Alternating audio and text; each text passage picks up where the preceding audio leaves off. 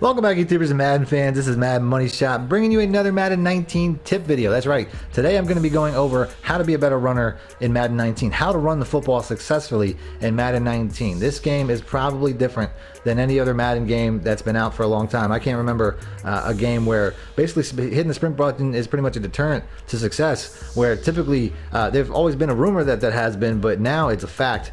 So I'm going to show you guys a lot of things in this video. I'm going to show you how to set up a run pre-snap, basically, to make sure it's more successful than fuck. I'm gonna show you guys a lot of stuff in this video. Basically how to use your lineman properly, how to set up the run pre-snap so that you can make it the most successful. Stuff like that. I'm gonna go over that in this video. So I'm gonna try to make this video quick. But first off, let's just pick a play. So I'm using one of my favorite playbooks. I'm using the Kansas City Chiefs. I just wanted something that I'm familiar with, but there's a lot of good run play formations in this, and that's why I'm using it. So I'm going to be going out of single back wide trips. Why? Just because it has a good variation of runs. You got the halfback power O, you got the zone weak, you got the dive, you got the 0-1 trap, you got the toss. So I got 5 run plays to choose from, and you kind of need that because basically you need all those gaps. If you notice, they're all going into a different gap. If I cycle through these, they're all picking somewhere different. They're all different setups. So what I'm going to do first of all is I'm going to do my audibles. I'm going to hit L2. Then I'm going to, if you guys don't know, once you hit L2, once you're in the play menu, I guess I should go over that. Single back wide trips. I'm looking at the play menu. See right there it says hit L2, or is that gone? Audibles. There we go. Hit L2. Then I'm going to pick sticks. I'm going to pick Y stick, the square button. So I'm going to go ahead and I'm going to substitute that with 0-1 trap. Then I'm going to substitute L1 for verticals with another run play. I'll say the halfback toss strong, and then last but not least, I'll go ahead and I'll pick. I don't think I have the power O in there. So there we go. We got 4 different run plays. If you really want to run the ball, I mean, typically you want like at least 1 pass play in there or something like that. But since this video is about running, I'm gonna go ahead and I'm gonna set up all my gaps. I honestly should switch at least 1 dive. Let's go ahead and let's pick, so that way I have pretty much every gap covered. So let's go ahead and let's do this and pick any play. Doesn't really matter now. So basically, what you're gonna do now that you have 4 different plays in your audibles. Like I said, typically, if you're not hell-bent on running, you want 1 or 2 run plays, 1 or 2 pass plays, a good mix. But you definitely want to do this before you call your plays. So now all I'm really going to do is I'm going to look for where my gaps are. Where are my biggest gaps? Typically, when you're running inside, you're looking for gaps. When you're running outside, you're looking for leverage. Like the tight end here. If I wanted to run outside, that linebacker or a defensive lineman has leverage. He has outside leverage. So let's say I flip that play. If he gets that outside leverage, he's going to smoke my run play. Luckily, that was a good block, came inside, but you can't necessarily guarantee you're going to get that every time to let me get the edge. So here we go. Once again, he's got outside. I'm willing to bet he's going to get in the way this time because he's got much better position outside. Like honestly, if I flip it to the other side, I'm going to get smoked too because you can see that linebacker's got a good couple of yards before the player. So it's just using that, what you're seeing there. And let's go ahead and let's flip this. Like I said, he sticks outside. He's got that outside leverage. He's going to shut that down so you can't run that. So here we go. This is a pretty easy one. We have, huge gaps right in front of me. I actually have, I even have outside leverage once again if I really want to take it. As you can see, McDonald is face up with the defensive end. But that linebacker is still free to roam, so he'll probably get in the way. But if I did want to run that, flip the play to the toss strong again. Try to motion this guy out. If it's a man like it is, now I got a huge lane. So let's go ahead and let's do this. Like I said, that's there's so much space there. I only got 5 or 6, but it was easy. I mean, I had to do anything there. So that's basically what you're doing. Now here's something that's a little bit tougher. Once again, the linebackers have outside leverage. The only gaps I really see are going to be basically where the play is being run right now. I have my choice. I don't like that play, so I'm not really going to waste my time with that. I prefer, personally, I probably shouldn't even put it in the audibles, but I prefer the zone weak. I like when they hold their blocks. Pulling linemen can sometimes get you in trouble where it'll just let a player free to stuff out of play. So I don't really want to do that. So I'm just going to go this regular zone weak, run behind my lineman, and I just have an easy play.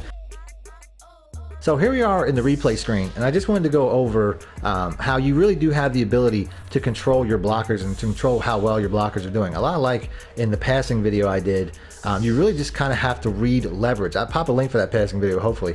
But you really just have to read, where you basically have to stay behind your blocker to the point where you're putting him in front of you and in between the defender. So if I were to be sprinting out here, and say I'm trying to outrun my blocking, that guy's going to have a better angle. He's going to get past that blocker and he's going to get me. But since I was patient enough, and I'm not sprinting obviously, but since I was patient enough to basically stay right here behind him, you're going to see how that guy, basically gets on him. And maybe I sprinted a little bit too quick here because he gets levered and he gets right off that. Who knows? Maybe it's one of their better players too. For all I know, that could be CJ Mosley. I'm not 100% sure. I'll actually flip it around and find out. Yes, it is CJ Mosley. So maybe just the fact that he's a really good linebacker, he got off that quick. But I led my blocker to him. You know what I mean? If I sprinted ahead, that 66 guy would crack back and go to that defensive end over here. You know what I'm saying? If I sprinted ahead, he would change his blocking system. He would change his blocking setup. So me being patient and using my blockers like this is what did this. Now he gets off of that, and then luckily 45 is right there to get the rest of them. And I get a really good block down the field too, by the way. The receiver, I don't have really a whole lot of control over that, but he gets straight to the next level. I don't control that, but you do control the ones closest to you, and then this can be the results. So here I have another example of how I used my blocker, and I control what my blocker was doing. So it's the same toss. The receiver does something stupid. I don't know what he's doing, but he gets in the way. So here we go. We're out in space. I got 66 in front of me. I'm not in good position right now. I got 66 in front of me. I got a guy behind me, and then I have a defender in my way to get into the end zone. I know he's going to be coming. So if I sprint to get away from the guy behind me, 55, whoever that is, 57, whatever, Mosley, if I sprint to get away from him, I'm going to get caught by the guy in front of me pretty quickly. So what I'm going to do is I'm going to get out enough so that I put that guy in between me and the cornerback. I put 66 in between us. You know what I'm saying? I have the guy following me. I know that. You know what I'm saying? But I still have the patience to know that I'm not going to get any further anyway unless I get this guy in front of me and lead him to that block. So once I lead him to that block, boom, I'll hit the sprint button and I get up the field for an easy game. But it wouldn't happen. I would have got caught right about here. If I would have just sprinted because that guy was chasing me, I would have got a couple yards and would have got tackled. But you got to know how to use your blockers. That's key to running in Madden. I really feel like the sprint button now more like it gives you like a boost of speed rather than just like holding it for a long period of the time than anything. It's just more like a tapping, like a boost, like if you're playing like a race car game or something like that and you're just hitting the nitrous. You're not actually getting a faster speed the whole time you're doing it. So you really have to be judicious when you pick what you're doing. Like you see there, I sprinted upfield. You just see the difference, how quickly he gets across 10 yards. So I'm going to go ahead and I'm going to show an instant replay of that. So instead of just hitting the gun and trying to hit that edge, you got to know when to sprint. When, like right here to get past that guy, and you see the huge boost he gets right here to get past that guy and get up the gap. It's really easy. So now I want to go over some of the better run moves that I use and how to do them. So in this particular one, I'm just going to hit the play button again. You can see right there, I use my sprint like I was saying, and then I'm basically hemmed in at the sideline with two blockers. So what I decided to do there is I go with a spin move. Now I don't really do the regular spin moves where you just hit the button or anything like that. I'm going to do the I'm not even sure what it's called, but I know you hit I hit both buttons, the L2 and the R2, and I hit the circle button all at the same time. So I know in the past you just hit L2 and it would do it. Now you can hit the sprint button in conjunction with that, and you're going to see how you just get a much more devastating one. I'm hemmed in right there. And I'm saying by three guys, if you really think about it. There's three guys trailing me. I really didn't expect it could pass all three, but I knew that if I did this properly and I timed it right when they were in the pocket, within a yard or so, that I could spin out of it, and it would be my best, it would be my best option. So, like I said, L2, R2, and the circle button, and you can see right there, he just basically does. He just stops on a dime and turns up field, which is really nice. He turns up field for you. You don't have to do that. Next up, I got the Juke Move. Same setup. I do L2, R2, and left on the right stick. I typically try to do it when the defender is in front of me and cut back across their face, but you can see how overpowered it is. I mean, you don't even have to worry about that. Like this guy has a perfect angle. Let's go ahead and let's do this. He gets a perfect angle, gets off there. He's behind. He basically ended up behind me. He was in front of me, but this thing is so overpowered. I get such an overpowered animation that he ends up behind me.